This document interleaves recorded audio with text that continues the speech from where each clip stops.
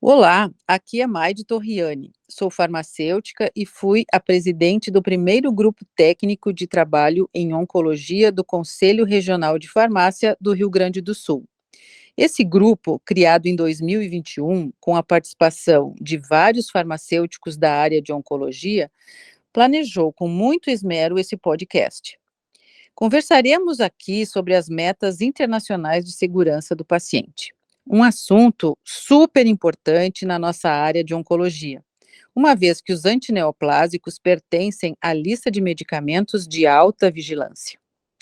As 6 metas internacionais de segurança do paciente, que foram estabelecidas pela Joint Commission International, a JCI, em parceria com a Organização Mundial da Saúde. São elas: identificar o paciente corretamente. A segunda meta, melhorar a eficácia da comunicação. Meta número 3, melhorar a segurança dos medicamentos de alta vigilância. Meta número 4, assegurar cirurgias em local de intervenção correto, com procedimento correto e o paciente correto. Meta número 5, reduzir o risco de infecções associadas ao cuidado de saúde. E a meta número 6, reduzir o risco de danos ao paciente decorrente de quedas.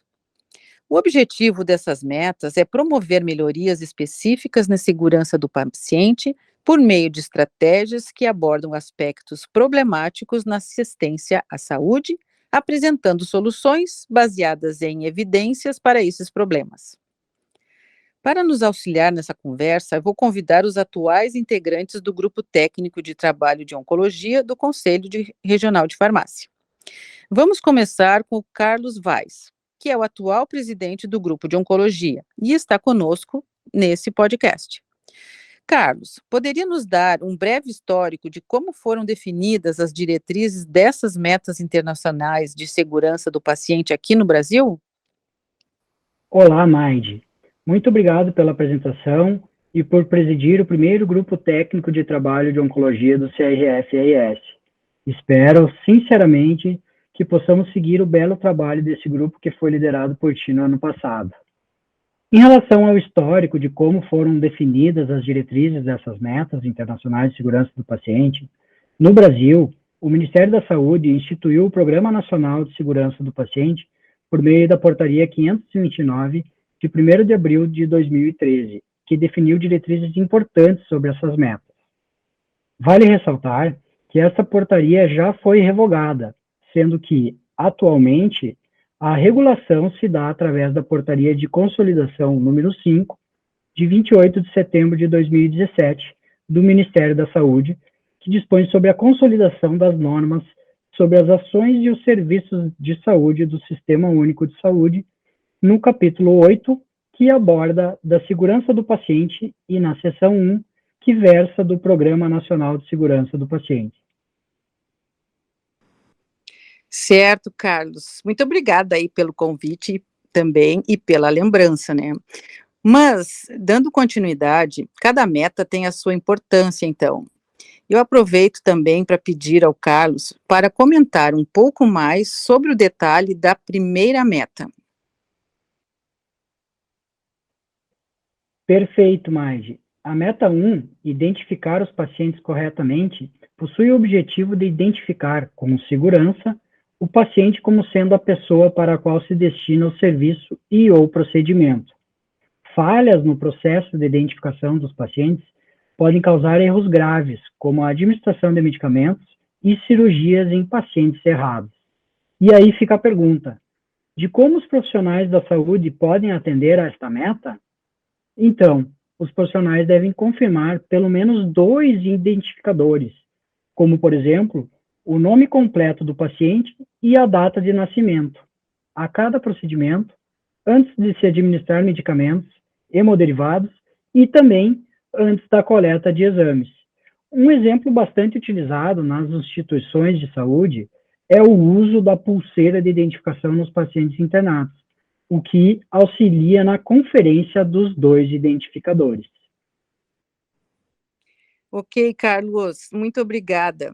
E vamos dando continuidade ao nosso podcast. Para falar um pouco da próxima meta, convido a nossa colega, que também integra o grupo técnico de trabalho, a farmacêutica Simara Ártico. Simara, sobre a meta 2 de segurança, peço que nos relate um pouco sobre essa meta e quais as tuas considerações. Obrigada, Maide. Meta 2: melhorar a comunicação efetiva entre os profissionais de saúde. Objetivo dessa meta: desenvolver uma abordagem para melhorar a comunicação entre os prestadores de cuidado, estabelecendo uma comunicação efetiva, oportuna, precisa, completa, sem ambiguidade e compreendida pelo receptor. No ambiente hospitalar, a comunicação é fundamental para fortalecer o vínculo entre a equipe multidisciplinar e o paciente. Também proporciona uma assistência segura e livre de danos. Então, como podemos atender esta meta? Todas as atividades assistenciais prestadas ao paciente devem ser registradas no prontuário eletrônico. Não é permitido fazer prescrições por telefone, e a prescrição verbal somente deverá ser permitida em situações de emergência. Nesses casos, a enfermagem deve repetir para o prescritor a orientação verbal para que o mesmo possa confirmar a informação antes da administração do medicamento. A recomendação é evitar o uso de abreviaturas e siglas. Todo o resultado de exames críticos deve ser comunicado imediatamente ao médico responsável. Ao informar pessoalmente sobre esse resultado, o profissional deve pedir ao médico que repita a informação em voz alta, para garantir o entendimento do resultado. Essas e outras ações ajudam a melhorar as abordagens para uma comunicação mais segura na assistência ao paciente. Ótimo, Simara, muito obrigada. Muito importante essa meta também da comunicação efetiva, muito importante entre todos os profissionais da nossa área. Mas vamos passar para a próxima. Para nos detalhar aspectos importantes sobre a meta número 3, convido mais uma farmacêutica do grupo de trabalho, a farmacêutica Laura Martins. Laura, por favor, sobre a meta 3, o que tu nos diz sobre ela? Puxando a brasa para o nosso assado um pouquinho, né, que eu, aliás, considero a mais importante. Realmente, Maide, a meta 3, melhorar a segurança dos medicamentos de alta vigilância, realmente é muito importante para nós. Agradeço a participação nesse podcast. O objetivo da meta 3 é desenvolver e implementar estratégias e mecanismos que promovam a segurança do paciente e dos profissionais envolvidos no processo de utilização dos medicamentos de alta vigilância, também conhecidos como MAV. Os medicamentos de alta vigilância possuem risco aumentado de provocar danos significativos aos pacientes quando ocorre falha na utilização dos mesmos. Mas como nós, profissionais de saúde, podemos atender essa meta? Nos diferentes setores da farmácia, os medicamentos de alta vigilância são armazenados em locais, recipientes específicos, com cores definidas e em locais de acesso restrito. Os medicamentos de alta vigilância estão estocados em setores assistenciais com justificativa clínica para tal. Medicamentos de alta vigilância são marcados com tarjas, adesivos de cores definidas, o que os diferencia no ato do armazenamento, distribuição, dispensação, transporte, recebimento e administração. No sistema de prescrição eletrônica, os medicamentos de alta vigilância poderão ser registrados em negrito e com alertas. Alertas podem ser colocados nele. Agradeço, Maide, a participação e aos demais colegas também. Então, concordam comigo? A mais importante das metas, não é mesmo? Obrigado, Laura. Foi muito esclarecedora a tua participação. Agora, convido a farmacêutica Fernanda de Paula para nos falar sobre a próxima meta. Fernanda, por favor, descreva a próxima meta. Quais são as tuas observações quanto à quarta meta? Meta 4. Assegurar cirurgias com local de intervenção correto, procedimento correto e paciente correto. Objetivo: essa meta visa aperfeiçoar a comunicação entre os profissionais envolvidos no processo, assegurar a inclusão do paciente na marcação do local da intervenção, Garantir cirurgias e procedimentos invasivos no local de intervenção correto, procedimento correto, no paciente correto. Como atender esta meta? Identificação correta do paciente. Confirmar o nome completo do paciente e data de nascimento na pulseira de identificação. Conferir também dados do paciente na ficha de admissão, prontuário e termos de consentimento. Local de intervenção correto. Marcar o local da intervenção cirúrgica, se possível ainda com o paciente acordado e fora da sala de operação. Essa marcação deve ser realizada pelo profissional que fará o procedimento e deve ser visível, mesmo após o paciente estar preparado e coberto.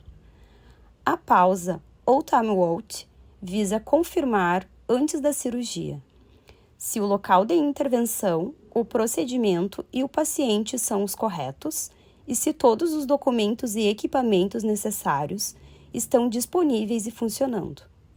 Essa pausa envolve toda a equipe cirúrgica e deve ser documentada no checklist. Essa meta deve ser aplicada a todas as cirurgias e aos procedimentos invasivos realizados na instituição de saúde. Bem, passando à meta seguinte, convido a farmacêutica Simone Fardo para nos trazer detalhes sobre a meta 5. Olá, Maide, tudo bem? Bom, vou falar um pouquinho então sobre a meta 5, que é reduzir o risco de infecções associadas aos cuidados de saúde. O principal objetivo dessa meta é promover a prevenção e o controle de infecções em todas as unidades de atendimento a pacientes, por meio de programas efetivos, com ênfase na importância na prática da higienização das mãos. Como é que nós podemos, então, atender a essa meta, né? Através da melhoria estrutural das condições para a higienização das mãos. E isso é muito importante, então, que a gente veja a presença nos lavatórios, né? De lavatórios nas instituições, que tenham insumos necessários e também, bem importante, a orientação visual. Né, os processos de educação continuada, avaliação e monitoramento, através de orientações, treinamentos, campanhas anuais, estudos observacionais, divulgação das normas e instruções técnicas, e usar também de jogos interativos para profissionais, pacientes e acompanhantes, podem ser muito úteis nesse processo. Hoje em dia, né, e não só para a oncologia, o processo, né, de higienização das mãos, ele é muito importante para que a gente evite uma série de infecções, né? Foi uma das coisas mais preconizadas durante a pandemia, e no caso dos pacientes oncológicos, mais importante ainda, porque são pacientes vulneráveis. Então, esse processo ele tem que ser feito por todos os profissionais de saúde, desde a equipe assistencial, corpo clínico, e a gente também pode orientar os pacientes para o autocuidado e também os acompanhantes quando eles chegam juntos, né, nos ambulatórios e ambiente hospitalar. Então, essa meta é uma meta importantíssima aí, e faço aqui o alerta, então, para todo mundo sempre lavar muito bem as mãos. Ótimo, Simone. Realmente, a lavagem das mãos é também uma das metas muito importantes nessa atividade diária nos hospitais e clínicas. Agradeço muito pela tua participação aqui conosco e, para finalizar com a última meta, eu chamo o farmacêutico Cícero Allende, que também participa do grupo de trabalho. Vai nos falar, então, um pouco sobre a meta número 6. Olá, Maide e demais participantes do grupo. Vou falar reduzidamente sobre a meta 6. E ela trata da redução do risco de lesões ao paciente decorrente de quedas. Essa meta tem como objetivo elaborar, implementar e monitorar ações preventivas para a redução de lesões decorrentes de quedas. Como podemos atender essa meta de modo geral? A hospitalização aumenta o risco de queda, pois os pacientes se encontram em ambientes que não lhes são familiares. Muitas vezes são portadores de doenças que predispõem à queda, demência e osteoporose, por exemplo. E muitos dos procedimentos terapêuticos, como as múltiplas prescrições de medicamentos, podem aumentar ainda mais esse risco. avaliar o risco de queda em todos os pacientes, reavaliando sempre que houver alterações clínicas e descrevendo o nível do risco de queda. Implementando medidas para minimizar o risco de quedas, seria outra forma de ação.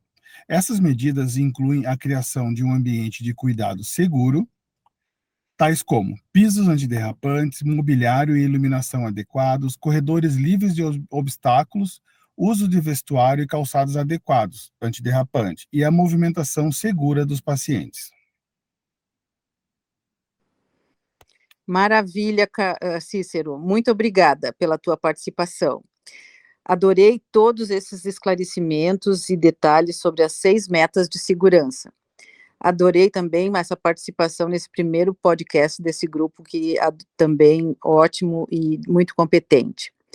Como ressaltei lá no início, essas metas de segurança são muito importantes na nossa área de oncologia e que também não podemos deixar de dar atenção especial, uma vez que vai fazer toda a diferença no atendimento dos nossos pacientes, garantindo a segurança dos processos nas instituições de saúde. Para finalizar, agradeço a participação dos integrantes do atual grupo técnico de trabalho em oncologia do Conselho Regional de Farmácia, que estão exercendo suas atividades durante esse ano de 2022. E encerrando com chave de ouro através desse podcast muito importante. Agradeço também a quem nos acompanhou, aos ouvintes, que também pode fazer contato através do e-mail gtttonco@crfrs.org.br. Vocês podem mandar sugestões ou questionamentos sobre assuntos que envolvem a farmácia em oncologia. Também você pode usar a plataforma digital do Conselho Regional de Farmácia.